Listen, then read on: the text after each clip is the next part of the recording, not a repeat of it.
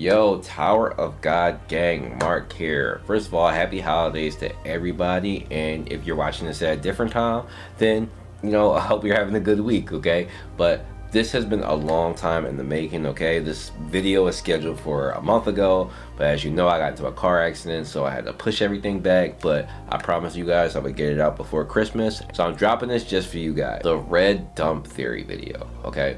So, without there being any confusion, this video is about the power scaling and the power of the people from the red dump, okay? Because one of the biggest questions we've had since we got introduced to these people, how are they that strong that they are, right? We seen Dowan get dumped on, we seen Doom get dumped on, we seen them cutting through Robodon's wood like it's nothing, Ratna Graf, who popped up and slashing Yama, didn't necessarily kill him, but the boss and all these people from the red dump are supposed to be the people who are going to replace those at the top as family heads. And they did have an impressive showing of strength with people of at least regent level. We haven't seen anything respectively to the family head level, but there is some power to be considered. So how are they already high ranker level, right? Well, I have a couple theories behind it. Just for those who don't understand why this is actually a thing, it's because the red dump people technically have not entered the tower as normal regulars would. They should not be able to use Shinsu because they didn't come through and make contracts. So how are they powerful? How are they using attacks? What's happening? I'll try to explain my two theories. So we'll start with the first one, which is the power of souls. Your brother's soul is mine. So in order to understand the power of souls, you guys need to have paid attention to several different arcs and several different characters, okay? So the floor of death is key, okay? We get a lot of different stuff there with souls, with beings being able to take souls, consume souls, pass around souls, store souls. We know that Bomb's capable of that. That White is able to store souls and get stronger by consuming souls. In this season, we got a lot of details about soul manipulation and things like immortality. So Traumery, towards the end of season 3, is manipulating souls, stealing them, using them as power. So why wouldn't that be possible for the people of the red dump to do? Now granted, Traumery is using his Shinwo Ryu to do this. However, I will try to do my best to explain what makes sense to me, using examples like White and using examples from the floor of death. So the basis of this theory starts from the place that they actually come from, which is layers that are in between floors. So for those who haven't read the officials, okay, because I know a lot of us are unofficial readers, the official translations say that the spaces hidden in between the floors is where the red dump is hidden. So just think about it. If there's, when you're stepping over a step, right? There's a part in between when you're stepping over a step. That's how I look at it when we're talking about the places hidden in between.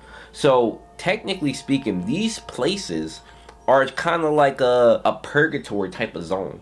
Like a place where it's super small and super dense, but it's enough to like fit a crowd of people. It's enough to do what they did. That's how it's described. So with more discoveries in season 3 about souls, we come to understand that when people die, their souls actually turn into Shinsu and return to the flow. So there's a flow of Shinsu that I guess reverberates throughout the tower, and it's kind of like a natural flow of things. The way I see it is like air. You know how like air just travels everywhere besides enclosed off spaces? Shinsu is seemingly the same way, where souls are supposed to return to Shinsu. Now, do you think that Shinsu flows into those spaces? I wouldn't think so. Those spaces don't necessarily have anything to do with floor administrators, because floor administrators control their floors, not the spaces in between their floors. So what do we know about the red dump? We know that it's a place where a bunch of different beings were stored. Ancient creatures, sorcerers, technologists, people they didn't like, history, even guides, okay? So within that, there's a lot of knowledge there, okay? There's a lot of things that can be learned in that space of people that are there. But the way I look at the red dump and the way it's kind of described, it's described as a war zone, okay? This is a place where a bunch of random people that the family heads did not like took and put in a box. And in this box, what do you think is going to happen initially? There's going to be fighting. It's a crabs in a barrel type of thing. Everybody's fighting. We don't know each other. We're from different factions. We're from different families. It's just chaos, okay? And when Belier describes it, it's a place of constant war where the leaders are called jihads, okay? And the jihads go at each other. They're fighting constantly. But what happens when you die? What did I say? Your soul returns to Shinsu. But in a space like that, your soul can't really return to Shinsu. There is no flow. There is nothing passing through there. So what do you guys think is happening to those souls? I think it's a possibility that they're being consumed. Okay? Now, some evidence to back this up is the fact of White. What do we know about White? White used a forbidden spell to, merge his siblings, but not only that, his soul consumption is like the biggest issue and the biggest thing with him. And we know that he was banned from the Arya family for using a forbidden spell. And with that spell, again, comes the consuming of souls. Now, if you remember, the soul consuming spell came from a demon. What if this was a race of demons that were dumped into the red dump? What if it became common practice to teach people to consume the souls that simply should be flying around, that should be laying about, they should be able to be snatched out the air? What if these sorcerers are teaching, it's common practice, is as common as breathing air, they consume souls? And that is the source of their strength. I mean, to me, it makes a lot of sense, only because there's a place of a lot of people being killed. It's constant war. They've been going to war since they started, okay? That's what's described to us. So what happens to all those souls? They don't return to Shinsu. I think that they could be consumed. Now, just because they're consuming souls does not give them the power to use Shinsu, okay? That just gives them strength. And granted, we really didn't get to see them use Shinsu. The only one you can possibly make an argument with would be the electric girl who shocked Darwin. But other than that, we didn't really get to see Shinsu. Like, we saw a girl use kind of like a plug, and then we kind of seen Rat Nagrad use like this whip. So there's no actual evidence of actual Shinsu being used, but I'll give a little bit of an argument to what could be happening with Shinsu there. So you guys remember Hell Joe.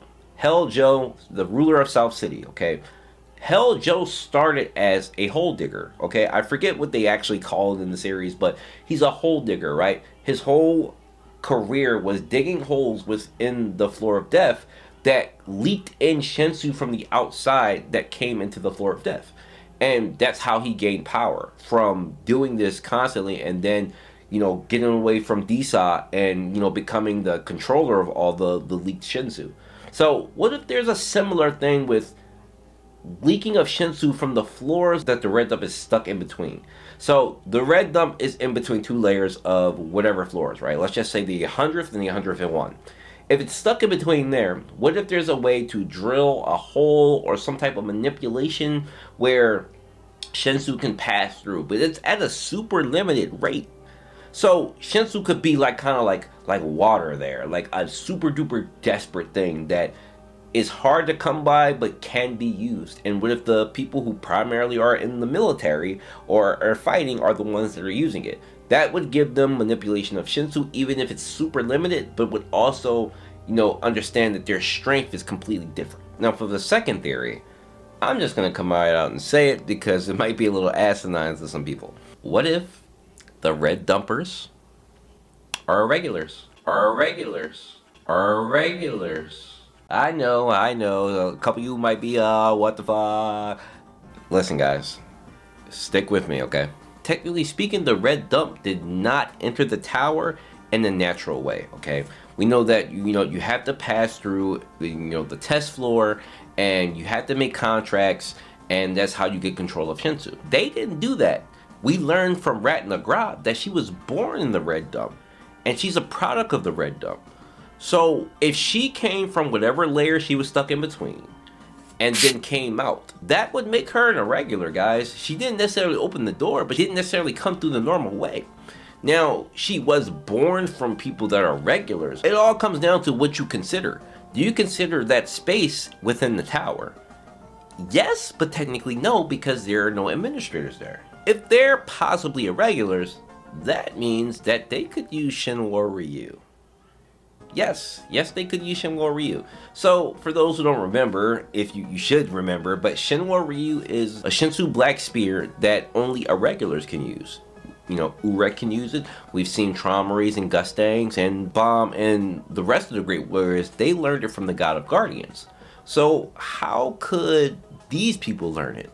Well, my theory would come from they're in a constant state of war, okay? It's not like they're climbing the tower. So their circumstances are completely different. When you're in a constant state of war, you have to keep trying to one-up your enemy, okay? You have to keep growing stronger, learn different techniques, learn military strategy, develop better technology, which, you know, we have all those type of beings within that space. We have people who are part of possible families, you know, sorcerers, technologists, all type of things. So we know that these people eventually got together to the point where they got out of the red dump. So what if over all that time, they learned to use Shinwo Ryu? What if they learned from the small bits of Shinsu that I mentioned earlier that do possibly flow into there, that they used Shinsu Black Hole Spear? Because they shouldn't be restricted by any use of Shinsu. There is no administrator there, and technically they should be irregulars. Now, a part of my evidence would come from what we've seen so far. Dawen got one-tapped, okay? I love Dawen. She was a character who had a lot of potential to be one of Bomb's like strongest, you know, background people to help him. At this point, you should know what happened to her. Dawen, when she was attacked by the, I forget the blue, and forgive me if I forget the blue hair girl's name, but the one who used the lightning bolt, Dawen tried to defend herself, okay? She put up a flower petal shield. Now, granted, Dawen isn't sweet. Dawen's a legendary ranker. Okay, she was a part of Hidden Grove. So it's not like Dawen is sweet defensively. She saw the girl coming and tried to block it. The lightning cut straight through it and tapped her. Shinwo Ryu, from what we've seen from Bomb, is unblockable. It's unblockable. We just recently seen that that's what happened to Bomb when Dumas fought him. We seen Bomb also cut through that shield where the book was hidden using Shinwo Ryu. So it's kind of an unblockable thing for those who don't know what it is. Those who use regular Shinsu cannot defend against Shinwo Ryu, okay? My second piece of evidence comes from Andorsi. Now, Hayora, she pulled out a chalice, okay? And if you're reading the official, you may have not seen this yet, but she pulled out this chalice, okay, to use against Andorsi. And we have no idea what this chalice was, where it comes from, but when she used it, and she says herself that, what the hit me? Like, what was that? I tried to block it, but I couldn't.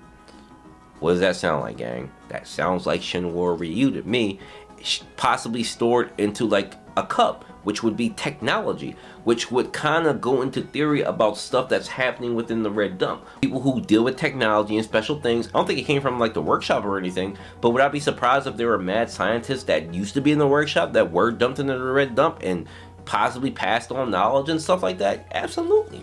So an unblockable attack that hit Andorsi and damaged her, we only seen evidence of that coming from Shinwo Ryu. And lastly, I'll wrap this up with a possible theory, which I don't have too much evidence to. There's a possibility that there are hidden irregulars in this story.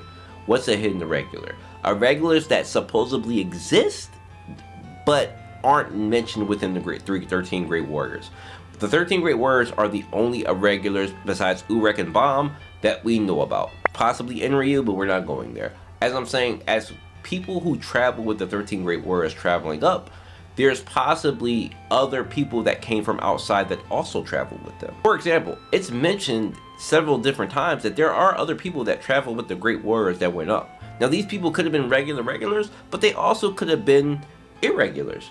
You know, we don't exactly know what Amwise was. We don't know where she came from. I don't think it was ever mentioned. You know, I don't think she was an irregular because she didn't show that type of talent or anything, but we also had no idea. From the Yeon family, Yi Rang supposedly never fell in love with a man, never gave birth to children. And so how does she have kids? How does she have descendants? Well, it's mentioned that Yi Rang has a sister who chose to bear children who is of the same blood of her, but this character isn't mentioned anywhere as an irregular who exists. If she's Yeon Hannah's or Yeon Yi Rang's sister, she should exist as an irregular. Now, what if there are people who were irregulars who also climbed that were dumped into the red dump? What if these people also went to the God of Guardian? What if these people taught the people in the red dump how to use Shinwa Ryu? Because they're in a space where they should be able to use it, where there's probably super limited Shinsu, but they also know the techniques. It's just a theory, guys. That part of it, I don't really have any clear evidence to really support that, but we do know that there are possible other irregulars that possibly exist, so why wouldn't some of them be dumped inside? Just an example, okay? So I think that's really it for the Red Dairy power scaling video. If you guys have any comments, any of your own theories, feel free to share it. Let me know what you think. I think I was pretty clear on everything. If you have any questions, I will be open and answering them in the comment section.